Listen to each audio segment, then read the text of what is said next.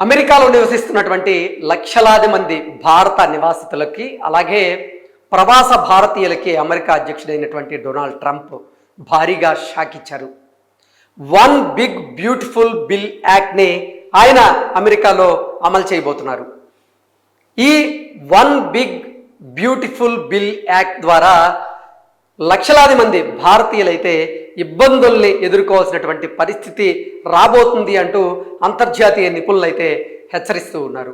దీనికి కారణం ఏంటంటే ఈ one big beautiful bill act ద్వారా ఎవరైతే భారతీయులు ఉపాధి కోసం అమెరికాకి వెళ్ళి అక్కడ కష్టపడి పనిచేసి వారు ఆర్జించినటువంటి ధనం ఏదైతే ఉందో ఆ ధనాన్ని వారు మళ్ళీ స్వదేశానికి వివిధ ప్లాట్ఫామ్ల ద్వారా పెంపాలి అనుకుంటే వారికి 5% సుంకం విధించారు ఇప్పుడు అమెరికా అధ్యక్షుడు డొనాల్డ్ ట్రంప్. ఇంతకీ ఈ one big beautiful bill act అంటే ఏంటి, దీని ద్వారా ఎన్ని లక్షల మంది ప్రవాస భారతీయులు భారత నివాసితులు ఇబ్బందులను ఎదుర్కోవాల్సి వస్తుందనేది మనం పూర్తి స్థాయిలో విశ్లేషణ చేసుకునేటువంటి ప్రయత్నం అయితే చేద్దాం. డొనాల్డ్ ట్రంప్ అమెరికాకి అధ్యక్షుడిగా ప్రమాణ స్వీకారం చేసిన నాటి నుంచి ఆయన తీసుకుంటున్నటువంటి నిర్ణయాలు ఏవైతే ఉన్నాయో అవి తీవ్ర సంచలనాలుగా మారుతూ ఉన్నాయి. దానికి కారణం ఏంటంటే ఆయన తీసుకుంటున్నటువంటి నిర్ణయాల మీద భిన్నాభిప్రాయాలు అయితే వ్యక్తమవుతూ ఉన్నాయి.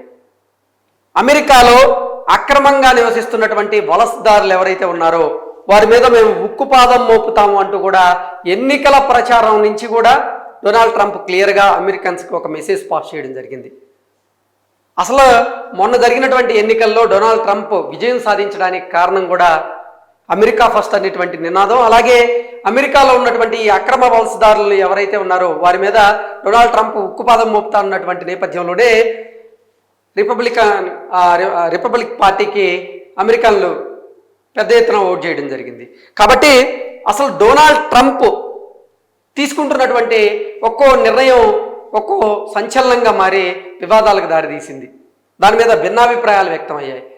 ఆయన అమెరికా అధ్యక్షుడిగా రెండవసారి ప్రమాణ స్వీకారం చేసిన తర్వాత ఆయన ఇచ్చిన మాట ప్రకారంగా అమెరికాలో ఉంటున్నటువంటి అక్రమ వలసదారులు ఎవరైతే ఉన్నారో వారి మీద ఉక్కుపాదం మోపేందుకు ఆయన ప్రయత్నం చేశారు. అందులో భాగంగానే అక్కడ నివసిస్తున్నటువంటి అక్రమ వలసదారులను అందరినీ కూడా వారి స్వదేశాలకు పంపించేందుకు అక్కడ అమెరికా ఆర్మీని రంగంలోకి దించి కొన్ని యుద్ధ విమానాలను ఆయన ఏర్పాటు చేసి కొన్ని విమానాలను ఆ విమానాల్లో అక్కడ ఉన్నటువంటి వలసదారులు ఎవరైతే ఉన్నారో వారిని వారి స్వదేశాలకు పంపించేటువంటి ప్రయత్నం చేశాడు. అందులో భాగంగానే అమెరికాలో ఉంటున్నటువంటి భారతీయులు అక్రమంగా నివసిస్తున్నటువంటి భారతీయులు ఎవరైతే ఉన్నారో వారిని 2 విమానాల్లో మన భారతదేశంలో దింపి వెళ్ళడం జరిగింది.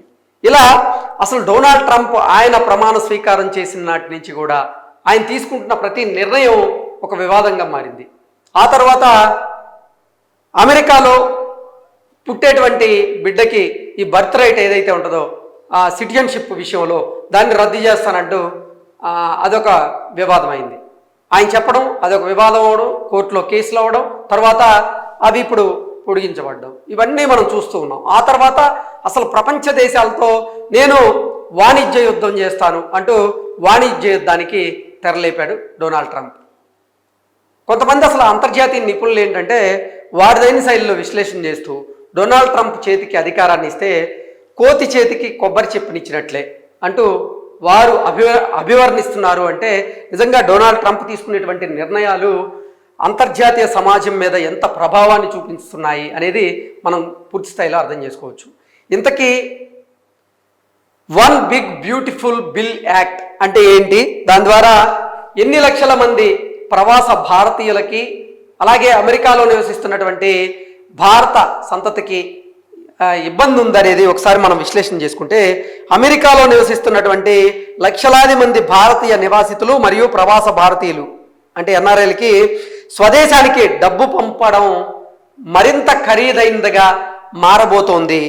వన్ బిగ్ బ్యూటిఫుల్ బిల్ యాక్ట్ని యుఎస్ ప్రభుత్వం ముందుకు తీసుకొచ్చినటువంటి నేపథ్యంలో ఆ యుఎస్ హౌస్లో బడ్జెట్ కమిటీ నిన్న రాత్రి దీనికి ఓటు వేసినటువంటి నేపథ్యంలో ఈ బిల్లు అమెరికా పౌరులుగానే వారు చేసేటువంటి అంతర్జాతీయ డబ్బు బదిలీల మీద 5% పన్ను ప్రతిపాదిస్తూ ఉంది.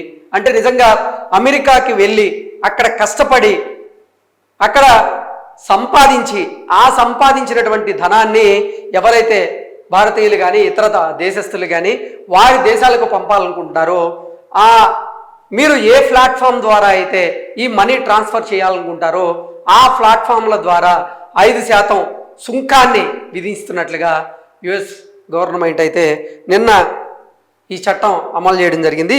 దీని ప్రకారంగా చూసుకున్నట్లయితే నిజంగా H1B వీసా ద్వారా వెళ్ళిన వాళ్ళు కానివ్వండి, అలాగే అమెరికా పౌరసత్వం వచ్చినటువంటి భారత సంతతికి చెందిన వారికి కానివ్వండి, అలాగే ఎన్ఆర్ఐలు ఎవరైతే ఉన్నారో ప్రవాస భారతీయులు ఎవరైతే ఉన్నారో వారు మొత్తంగా చూసుకున్నట్లయితే 50 లక్షలకు పైగా భారత సంతతికి చెందినటువంటి ఈ భారతీయులు యుఎస్ గవర్నమెంట్ తీసుకున్నటువంటి ఈ నిర్ణయం ద్వారా ఇబ్బందులను ఎదుర్కోబోతున్నారు అనేటువంటి అంచనాలు అయితే ఉన్నాయి.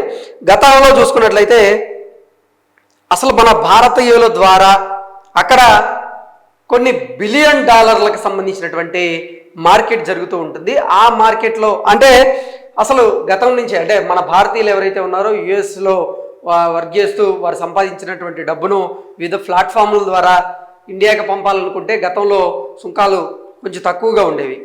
కొన్ని $1 బిలియన్ సంబంధించినటువంటి ఈ బిజినెస్ ట్రాన్సాక్షన్స్ జరిగాయి.